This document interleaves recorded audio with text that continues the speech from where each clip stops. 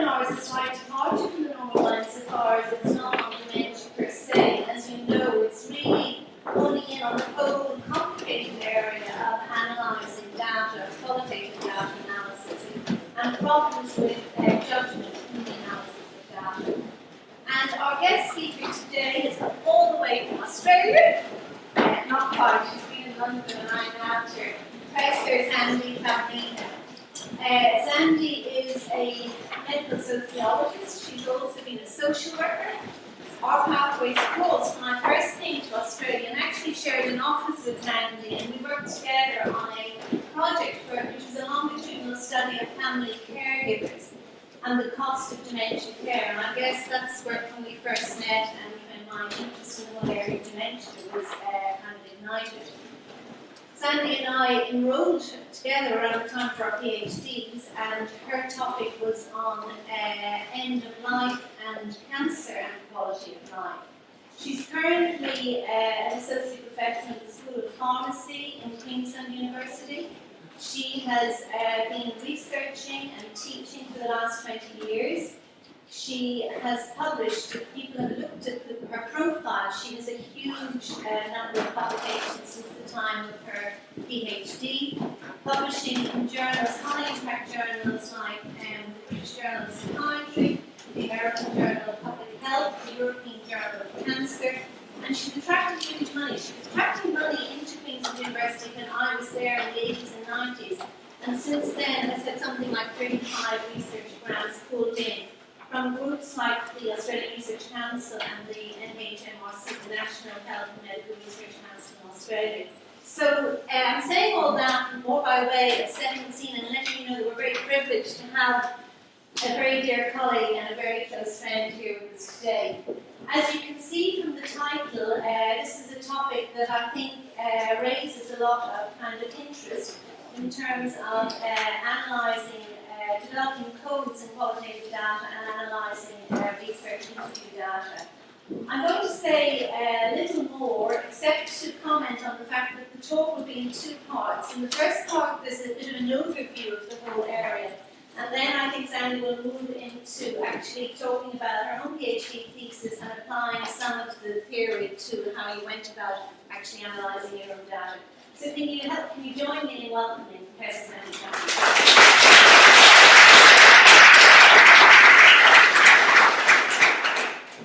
Well, thank you very much, Suze. Now, I've got a cold from hell, so please let me know if you can't hear me.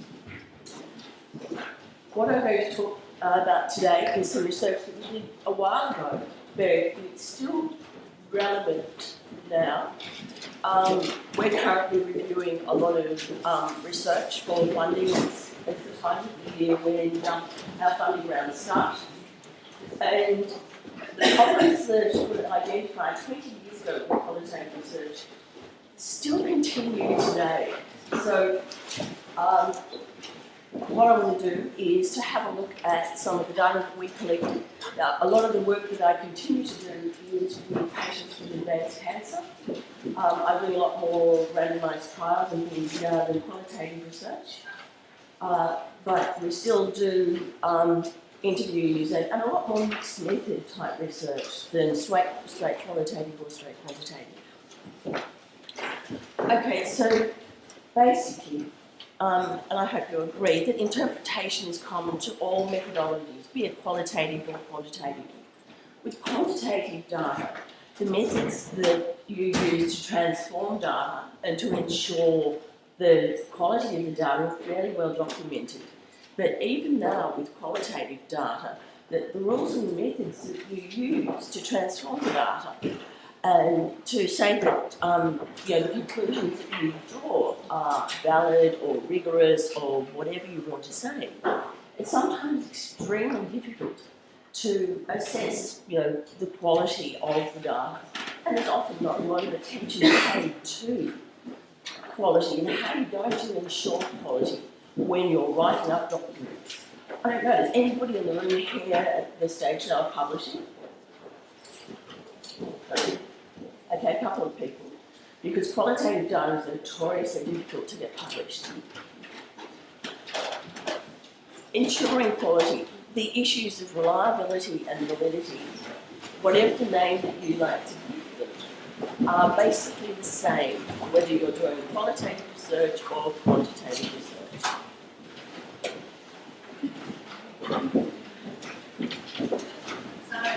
It's the Irish style. It's very important. It's kind of the late starts. So apologies. I teach undergraduate pharmacy students, hundreds of them. And I have people popping up and down, working in and out, getting drinks over the throat. It's some hours of entertainment. Right, so the issues of ensuring quality are the same. They might not use the same terminology, but you're looking at issues of reliability and validity, whether you call them rigour or whatever. You're looking at intra-coded reliability, does the same code in the same ways at different points in time, and do different people interpret text or videos or whatever you're using in the same way? Do they see the same kinds of things? And how do you ensure this? With most qualitative data, regardless of what you're using, analysing it typically follows a really similar kind of progression in that you are trying to identify recurrent patterns, to say that something that you perceive is a real pattern, that it's consistent across interviews, and to look at the meanings and the processes that are associated with the observations that you've made under the categories of interest. When you're presenting the results, you generally are suggesting that a particular sequence of events has occurred and that these have a particular meaning, and that is the meaning that you describe to me.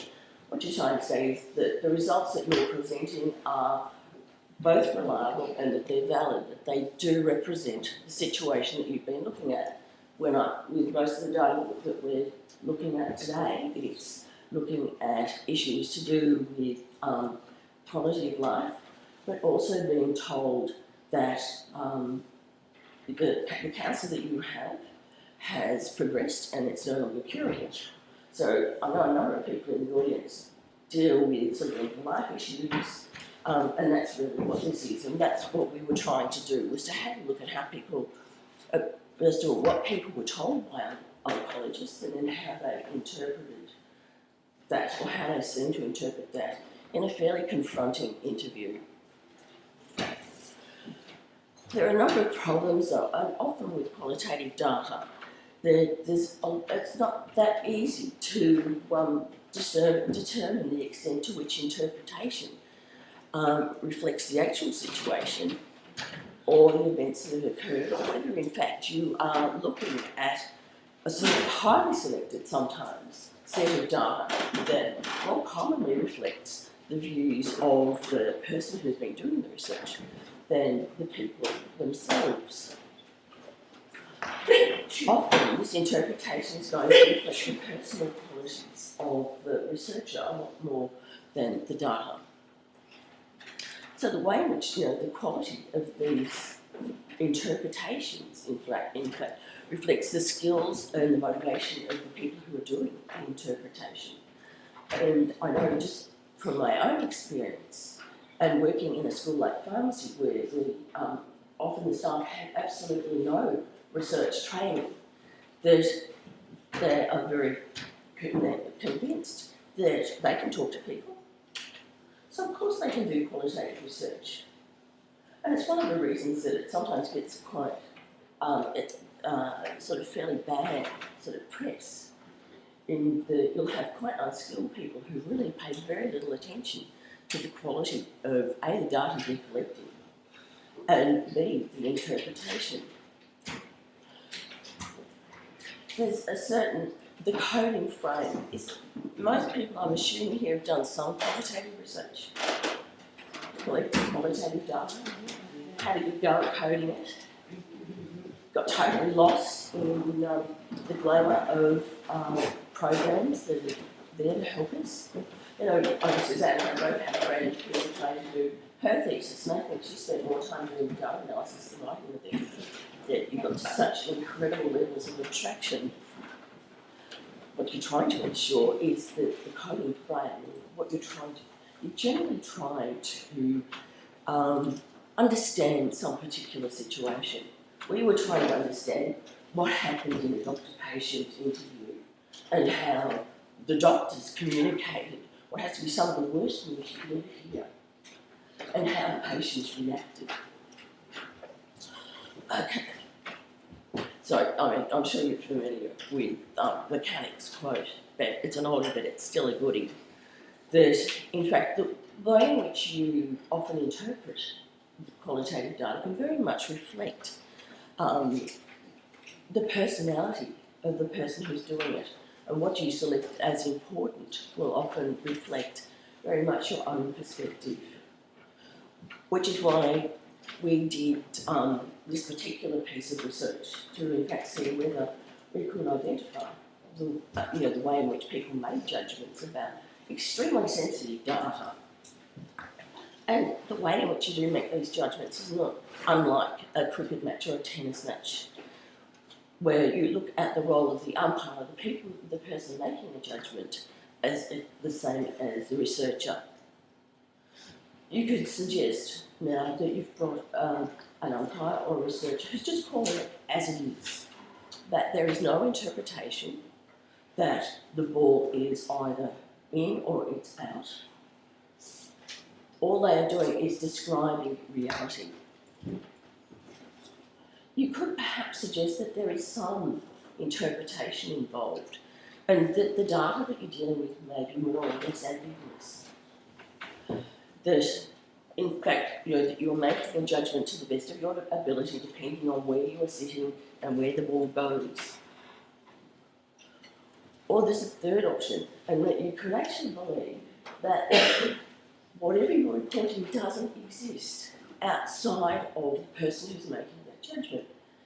Much as, say, a diagnosis of dementia or some kind of mental health issue, that you've got a psychiatrist or a geriatrician or somebody else who's making a judgment and said, righto, you have dementia or you have, bipolar disorder, and that in fact is the reality, but outside of that person applying those particular referent criteria, that it doesn't exist. Well, the first one's unlikely. From your own experience, you know that it's much more likely that there will be some ambiguity when you're asked to make a judgment. And in the third instance, you know that from your own experience that dementia just doesn't suddenly occur because some geriatrician has said that you've got it or your parents have got it. That in fact it's a process that it's been ongoing. So the judgments that you're making when you're dealing with qualitative data are much more likely to reflect the second option. That is that you're often dealing with quite ambiguous data that can be interpreted in a number of ways. Generally then, researcher effects are much less if you have got very simple factual information.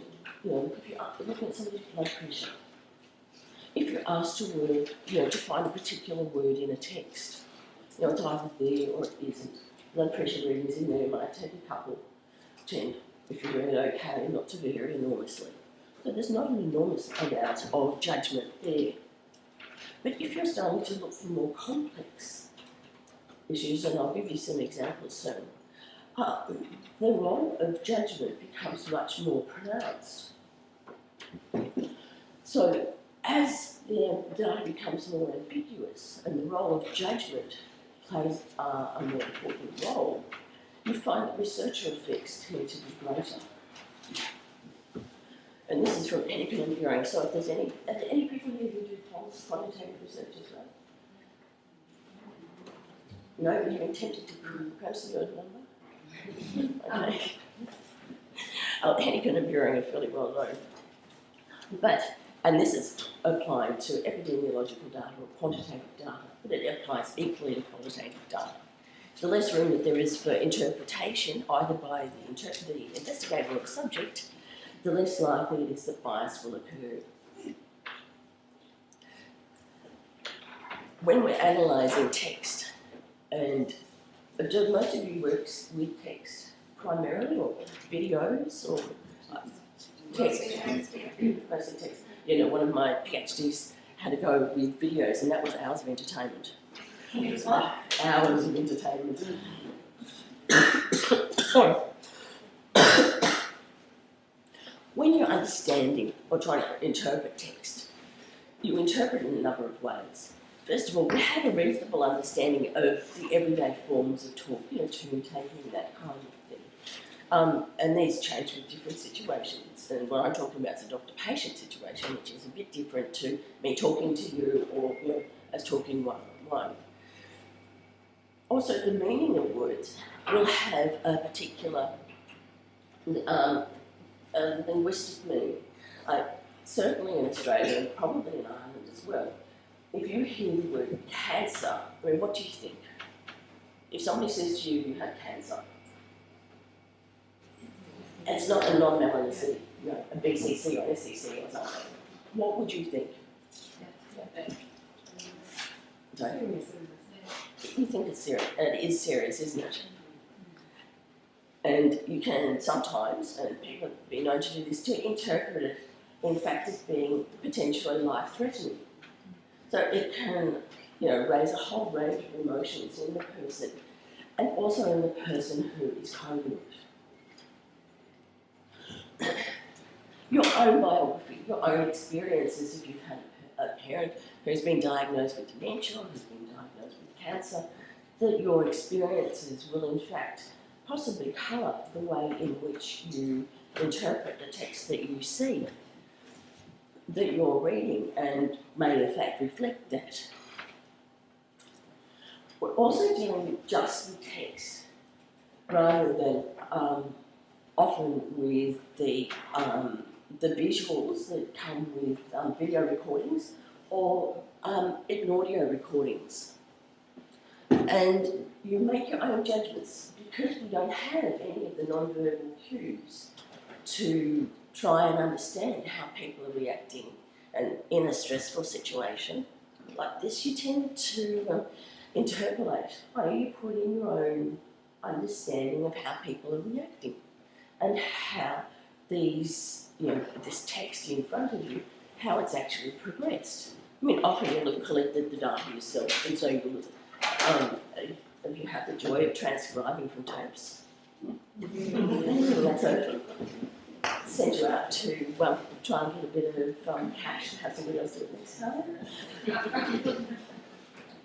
But then you can listen to the audio recordings, and certainly the data that I'm presenting today, we had audio recordings of this interaction. We also tend to make assumptions that the people that we're listening to share the same meanings that we do and interpret the things in the same way, which is not always correct.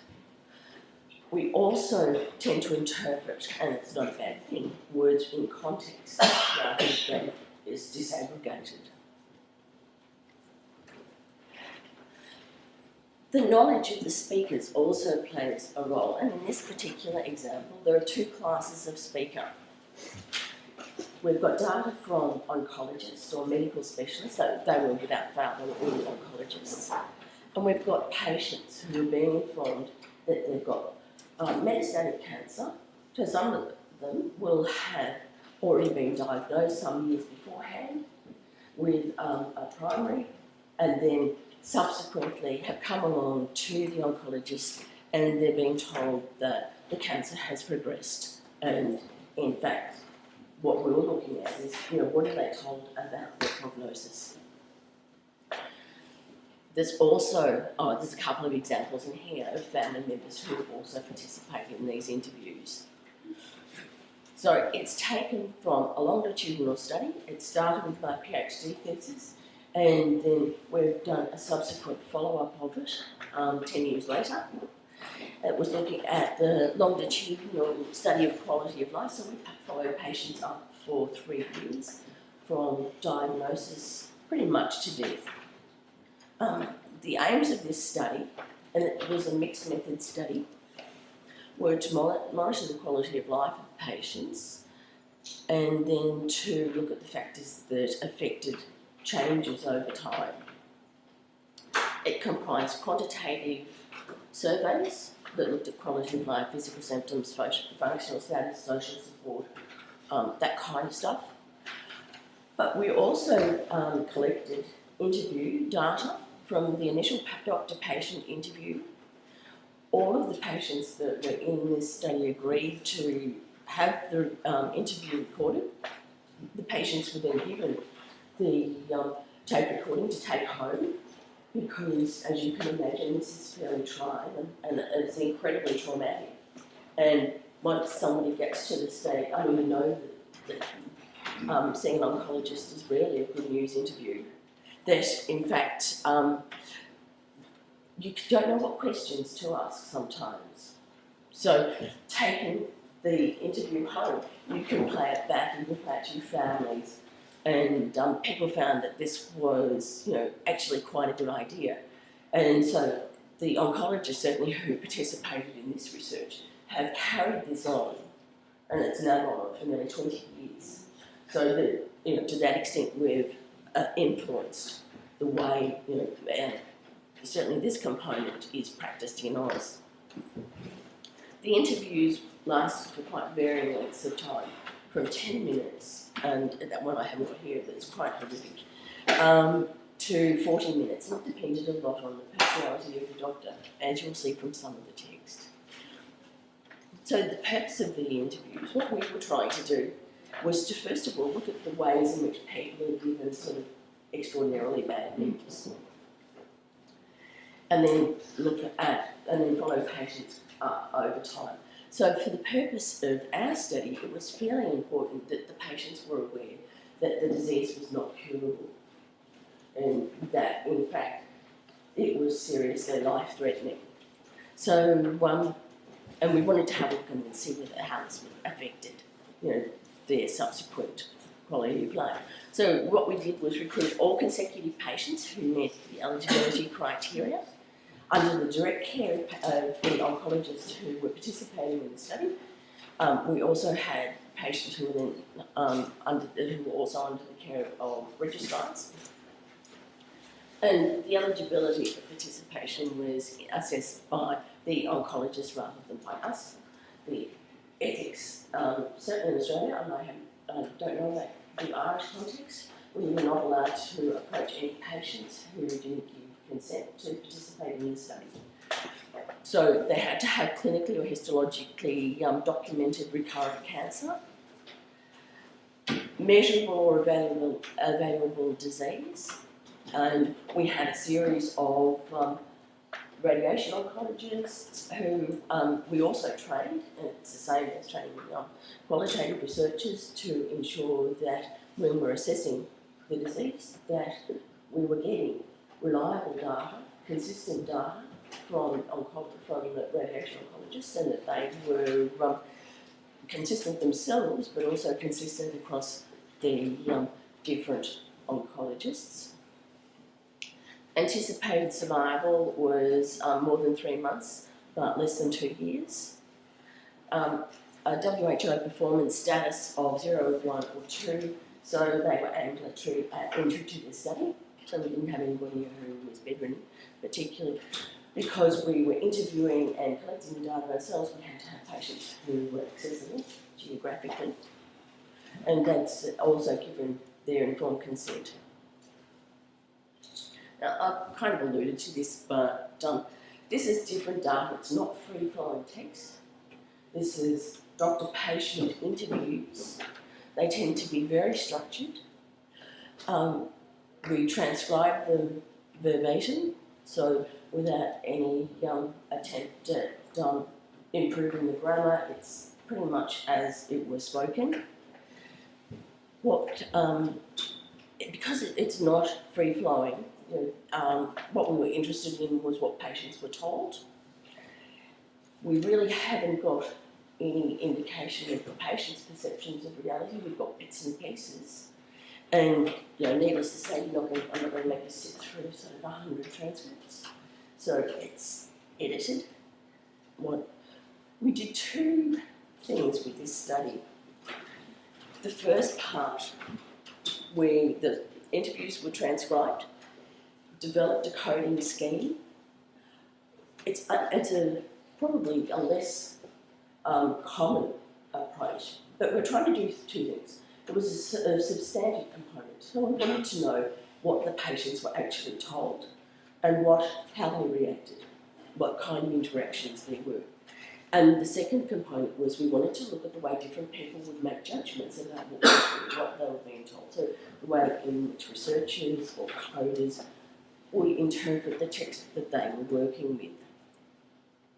I'm only going to look at two topics fairly briefly. The first, and they're both probably core to the research that we were doing. The first is incurability. We needed to, part of the design of the study was in fact that these patients had incurable disease, and we wanted to know that they were in fact told that their disease was incurable. And then we wanted to also look at, incurable doesn't always mean, my cold is incurable. With any luck, it probably won't kill me. So incurable can be quite an ambiguous term. So we looked at other things as well. Are patients told that the disease is fatal? Are words to do with death and dying used in these kinds of interviews? The second, transcription. The first stage, we got 3 coders to code the first 20 transcripts that we had, because we got the patients, took them away, and then we relied on them sending them back, and they're pretty good. We trained the coders to be consistent, and that took about a day of telling what we wanted, getting them to practice, have a look at coding the data, not the data that we're using here, and we looked at inter and intracoder reliability. The second study used some of the analyses and the ideas of conversational analysis. Now, it was incredibly popular in Australia for a while, and I'm assuming it was the same here in Ireland, but possibly not so much now. But it gives you some idea about how, particularly with these sorts of transcripts where we're trying to, to say, first of all, to ensure the quality of it, the way in which these different approaches, in fact, complemented each other. And conversation analysis probably looks at the much more fine-grained interactions that occur than we typically do. Does anybody here do conversation analysis? No. Okay. Sarah, a little bit of discourse analysis. Okay. Which is essentially the same approach. Okay, now this is just a bit of an overview of the coding template that we use. So in the first part of it, so coders were given specific aspects of interviews that we wanted them to look for. So in the interviews we wanted to know, first of all, was the patient told that the condition was incurable? Then we wanted to know were words to do with death and dying used by doctors in relation to the condition. Is the patient told explicitly that his or her condition is fatal? Is the word cancer used during the interviews? Now, you don't normally do this. And what we were trying to do is to see whether or not, first of all, whether or not these kinds of concepts were used. And there was 24 of them, and so we went on through, what they told about their treatment, do they use complementary or alternative therapies, is this discussed in the interview? That kind of thing. Are they told to get their affairs in order? A whole range of things that together can suggest that the take-home message that you get from this kind of interview is that things are not looking good. So, I don't know if you can read that. I certainly can't. I'll have a go. Now, this is the first interview, or the first extract of an interview, and it gives you a bit of a flavour for what they looked like. The patient says, well, I know that you can't cure it with operations and it's very aggressive. Doctor, there's somewhere about a 15% chance of being around in 2 years' time with the disease under control. What that comes to long term is very hard to know. And with that, what we try and do is shrink this away, preferably totally away, and then probably also offer you some radiation to that area after that. The patient says, Then we watch, wait and see. And it really depends on what happens with time after that and how everything goes. It's very hard to be absolutely dogmatic about any predictions with these things, but despite all of those things, in the majority of people, the disease does come back, even from the beginning. The patient says yes. And if it does come back, we can try other drugs, which may control it for a little while, but generally all that you can try and do is control the symptoms. The patient says yes. The first time gives us the best chance for a longer survival, hopefully long term, but the odds are generally against that. But if we do nothing for these sorts of diseases, it kills you within a couple of months. The breakdown could be that quick. This is the wife. The breakdown could be that quick, could it? Says the patient. Well, actually, it's quite spectacularly fast. And we were asking patients to tell us whether or not they thought it was curable. And as you can see from this table, 21 of the 22 interviews, the coders all agree, yes, the patient was told that it was incurable. In this one, they didn't agree. 2 of the 3 coders, in fact, didn't believe that the patient had been told that his condition was incurable. What we did was we, in fact, got them to write down or to talk to us about how they made these decisions. In this interview, and it was the only one of the 22 that we've written up, the word incurable was not used. And there was also some ambiguity. I mean, have a look and see what you think, attached to the doctor's statement in relation to cancer, particularly to the word if. He says, and if it does come back, and if we do nothing about these sorts of diseases, if it does come back. And they were suggesting that that's not saying when it does come back, that it's in fact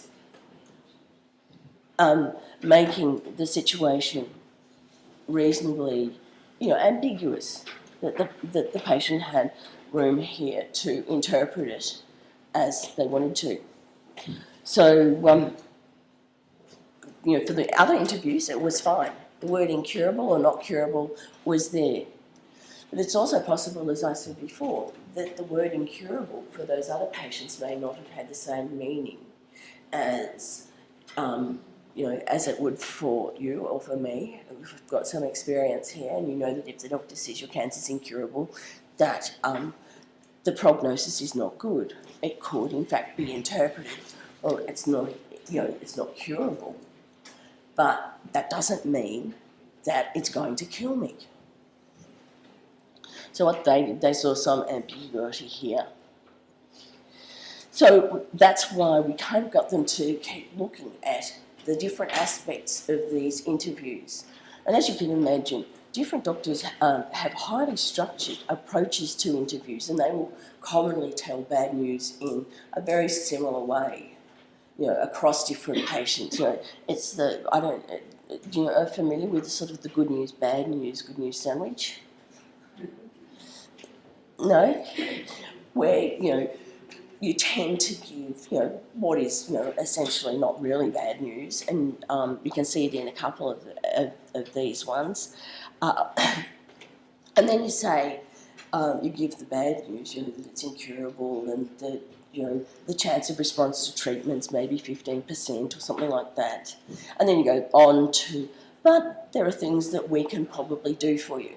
So, there's reasonably good news. Well, it's been picked up and, that's good, but it will probably kill you, but there is stuff to do that we can do for you. So it's kind of softening the blow a bit, and that was quite predictable in these kinds of interviews.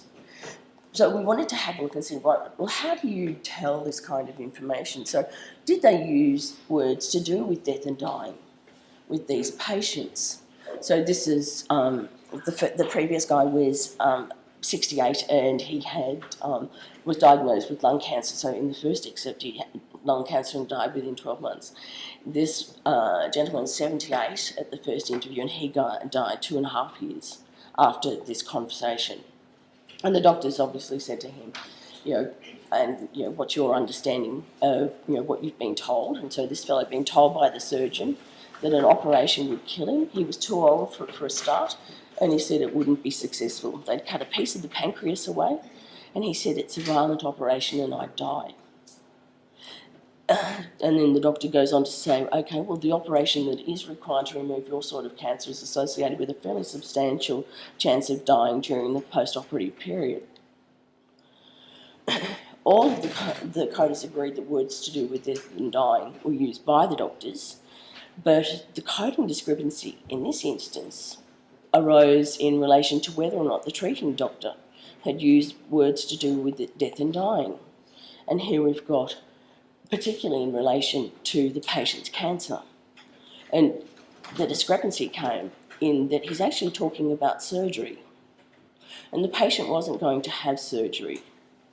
That oncologists aren't surgeons. So once you go to an oncologist, you've moved into radiotherapy or chemotherapy or some kind of hormone treatment, generally after. In this third one, you've got a 57-year-old woman with colon cancer, and she developed metastatic disease 6 years later and died approximately a year after this initial interview. This particular excerpt, and we're really dealing with, again, with quite selected pieces of information here out of often 30 or 40 pages of transcripts. Here we're talking about your chance of response to treatment now, this is just generally speaking, does not diminish by watching closely at the moment and giving you treatment at some point in time in the future when the symptoms start to arise or become a problem. There's obviously a point at which it doesn't matter how sensitive the cancer may be, you've left your run too late. You are just simply too sick. I've seen odd circumstances where a cancer has actually got a bit better, but the person still died. And the reason is that it was just left far too late. It's not comforting, is it?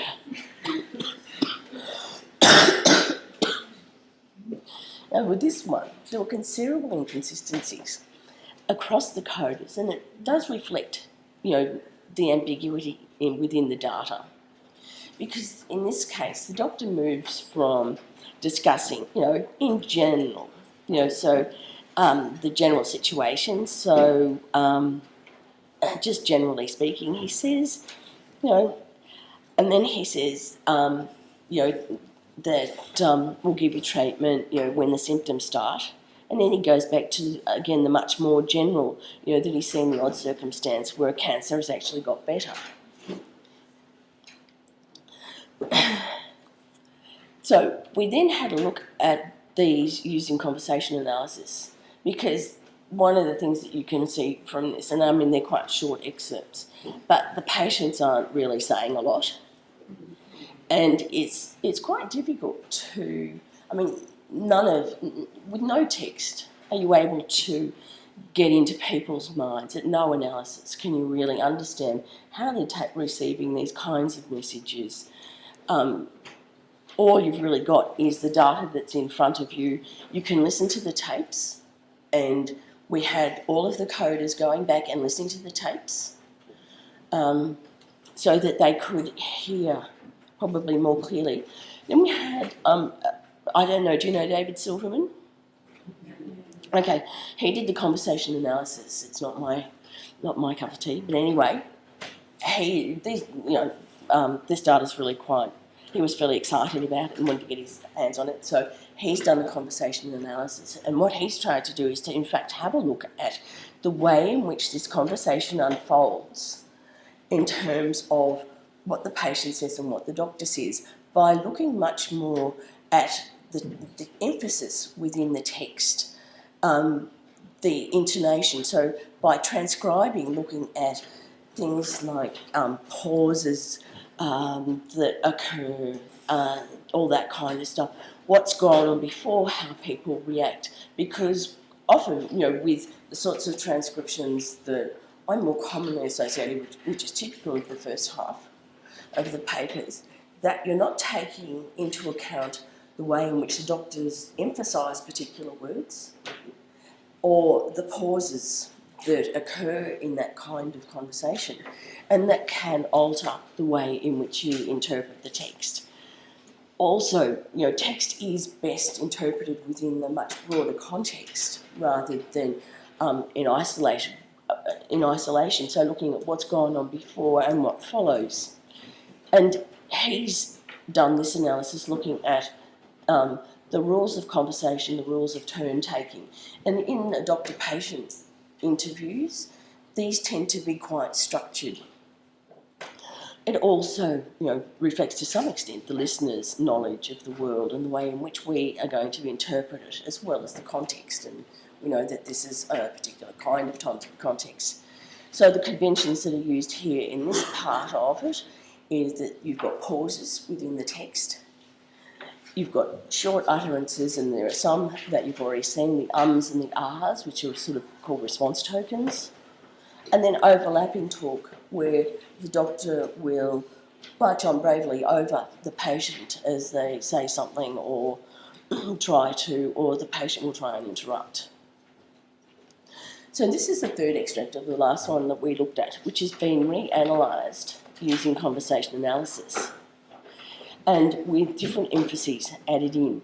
So your chance of response to treatment now, this is just generally speaking, does not diminish by watching closely at the moment and giving you treatment at some point in time in the future when a symptom and the patient gives this sort of response token, starts to arise or becomes a problem.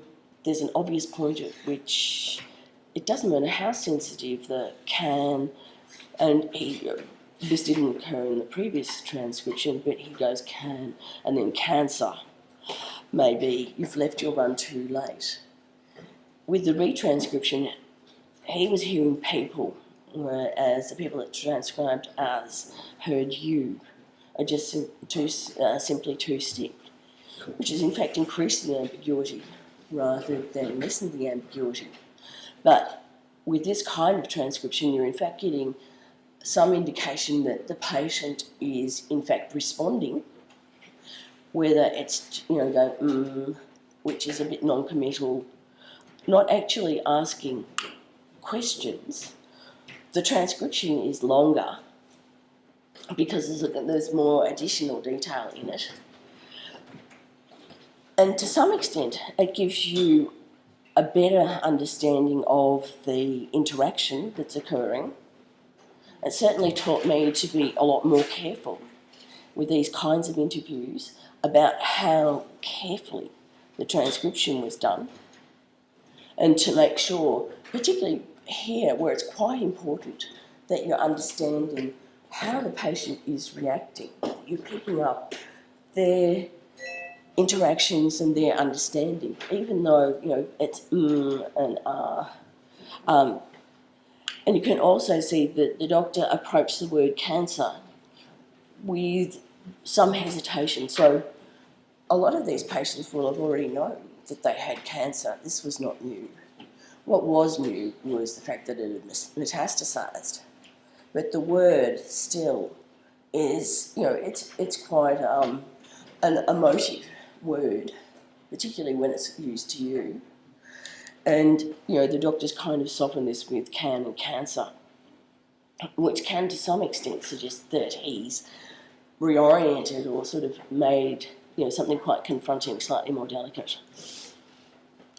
And then with the second one, where the analysis also suggested, we had one coder who said that she didn't think that the patient had in fact been told that, or didn't, that words to do with death and dying were actually used in this instance, certainly by the doctor, that you can see that, in fact, the doctor does say that it is associated with a fairly substantial chance of dying and gives the patient a bit of time to he sort of rests on the word dying during the post-operative period, and that the patient does respond, even though it's just a response token. This patient just says, it's identified aspects that we'd actually missed. So, in fact, the patient was, saying, yes, I have heard this. And again, the pause following the word dying, has in fact marked that word. And then in this final one,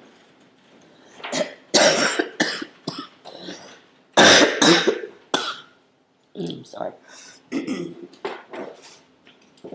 we've got the two of the three coders believed that the patient hadn't actually been told that the condition was incurable. So this is the first one. So the doctor talks about the poor prognosis. And this is a patient with lung cancer. And from this transcription, you can see that the patient is interacting, or seems to be interacting a lot more than in the initial transcriptions, even though they are initially, this is the good news. Now, for limited disease like yourself, so that's moderately good news. You've got lung cancer, but it's still limited. It hasn't moved outside of the chest. Your odds are improved, so, the patient is acknowledging kind of the good component. There's somewhere between a 15% chance of being around in 2 years, and the patient acknowledges this with the disease under control. Then what that comes to long term is hard to know. The doctor then outlines treatment possibilities, but despite all of those things, in the majority of people, the disease does come back, even from the beginning, and the patient actually says yes here, which to some extent is acknowledging that he has heard that the disease will come back, and if it does come back, you can try other drugs. And you can see from this that there is in fact a bit more interaction, and that the patient is in fact acknowledging that he is receiving this information.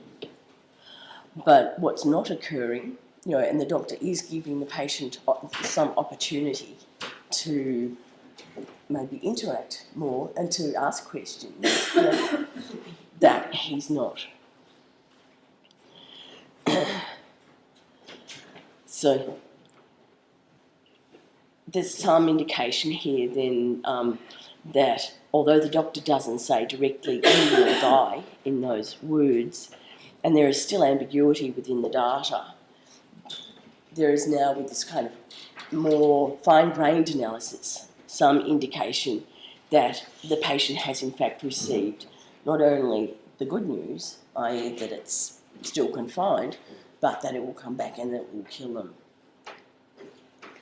So just to conclude then, what I tried to show is that that there is a considerable amount of judgment associated with the way in which we read and interpret transcripts, that we need to be very concerned with issues of quality, and that whenever you're writing up any of these papers, that you are in fact showing how you have addressed issues of quality, whether it's by getting other people to read the transcripts, your supervisors, other people, so that you are ensuring that the way in which you make judgments, that the way you interpret the text is agreed upon, or at least discussed with other people. You don't have to go insane and start doing sort of statistical analysis on